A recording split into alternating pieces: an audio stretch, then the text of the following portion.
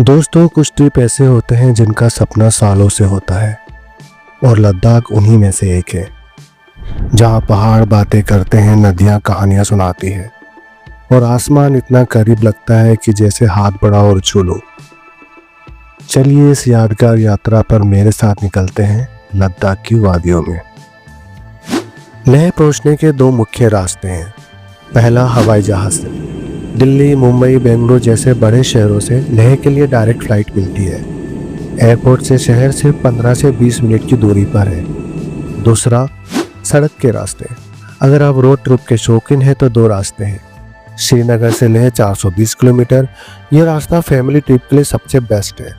Road condition अच्छी है, altitude gradually बढ़ता है जिससे एल्टीट्यूड सिकनेस का खतरा कम होता है। रास्ते में सोनमर्ग, दोजिला पास, कारगिल जैसे सुंदर और ऐतिहासिक स्पॉट मिलते हैं। दूसरा, मनाली से लेह। ये 470 किलोमीटर है। ये रूट थोड़ा ज़्यादा एडवेंचर और मुश्किल है। ऊंचाई एकदम से बढ़ती है जिससे फैमिली ट्रेवल में दिक्कत हो सकती है। कुछ जगहों पर सड़कें ऑफ रोड या ख़राब होती है। तो अगर आप फैमिली, बच्चों या सीनियर सिटीजन के साथ जा रहे हैं तो श्रीनगर से लेह जाना ज़्यादा सही रहेगा। Inner line permit.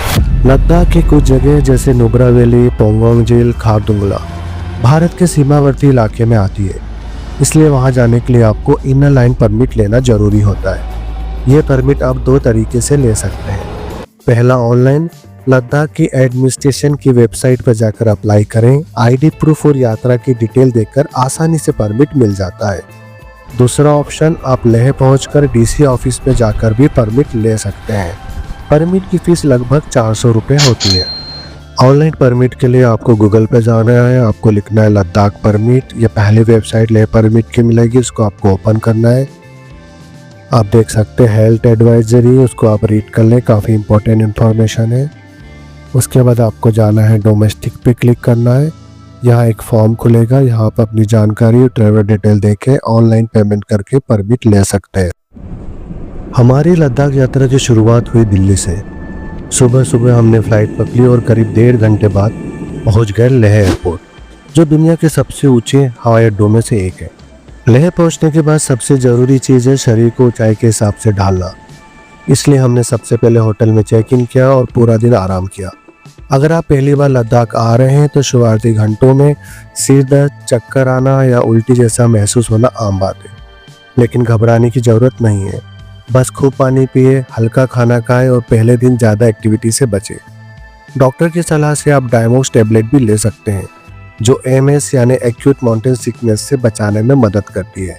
पहला दिन पूरा आराम और हाई एल्टीट्यूड से एडजस्ट करने के लिए ही रखें। अगर आप लेह लद्दाख यात्रा पर आ रहे हैं तो एक बात का ध्यान रखें, यहाँ बाकी राज्यों की प्रीपेड सिम काम नहीं करती है। सिर्फ पोस्टपेड नंबर जैसे एयरटेल और जियो का नेटवर्क यहाँ चलता है। अगर आपके पास पोस्टपेड सिम नहीं है तो आपको लेह पहुंचकर स्थानीय प्रीपेड सिम लेनी होगी, जो आप आईडी प्रूफ दिखाकर आसानी से ले सकते हैं। इसलिए यात्रा से पहले अपने फ़ोन कनेक्शन की तैयारी जरूर कर लें। पूरा दिन आराम करने के बाद अगर आप शाम को अच्छा महसूस कर रहे हैं तो लेह मार्केट घूमने जा सकते हैं। यहाँ की गलियाँ रंग बिरंगे तिब्बती हैंडीक्राफ्ट, गर्म ऊनी कपड़े और छोटे छोटे कैफे से भरी रहती है। एक कप गर्म सूप या हर्बल टी लेते हुए पहाड़ों के बीच इस मार्केट की रौनक का मजा ही कुछ और है। लेकिन याद रहे, पहले दिन ज़्यादा देर तक बाहर ना रहें और खुद को थकाएं नहीं।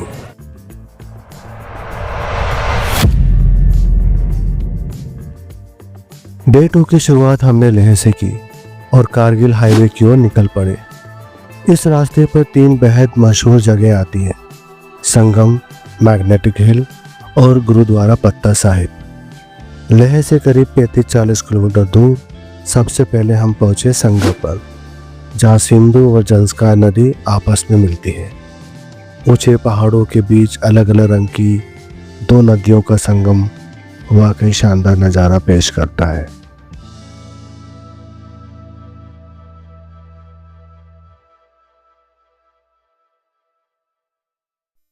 यही नहीं, संगम दुनिया के सबसे ऊंचे रिवर राफ्टिंग पॉइंट में से एक है।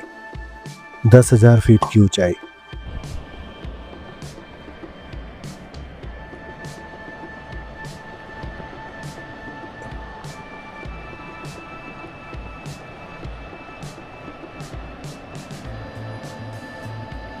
संगम का खूबसूरत नज़ारा देखने के बाद हम आगे बढ़े मैग्नेटिक हिल की तरफ।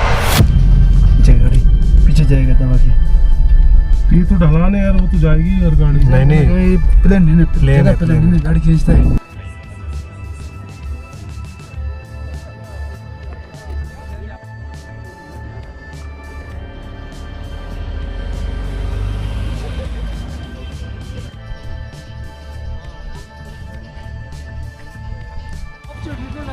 यहाँ का नज़ारा जितना अलग है उतना ही अनोखा इसका अनुभव।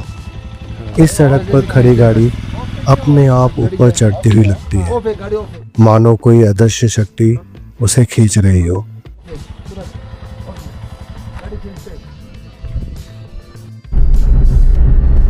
मैग्नेटिक हिल से थोड़ी दूरी पर है गुरुद्वारा पत्ता साहिब। माना जाता है कि 16वीं शताब्दी में गुरु नानक देव जी ने यहाँ ध्यान लगाया था। कहानी के अनुसार उस समय एक राक्षस ने गुरु नानक जी पे एक विशाल पत्थर फेंका, लेकिन वह पत्थर आकर नरम हो गया और गुरु जी को कोई चोट नहीं लगी। आज भी उस पत्थर पे गुरु नानक जी के शरीर की आकृति दिखाई देती है। गुरुद्वारे का शांत वातावरण और यहाँ मिलने वाला लंगर यात्रियों को अद्भुत सुकून और सकारात्मक ऊर्जा देता है। लद्दाख की कठिन यात्रा के बीच यह जगह वाकई आत्मा को शांति देने वाली है।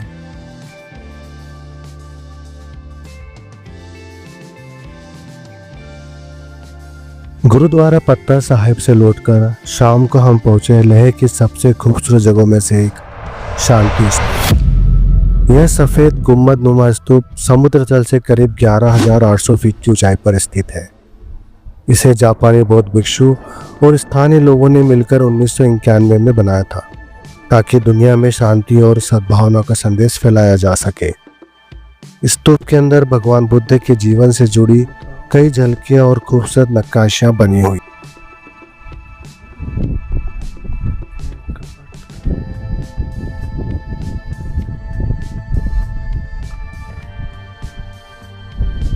शांति स्तूप से पूरे लेह शहर का शानदार 360 डिग्री व्यू दिखाई देता है।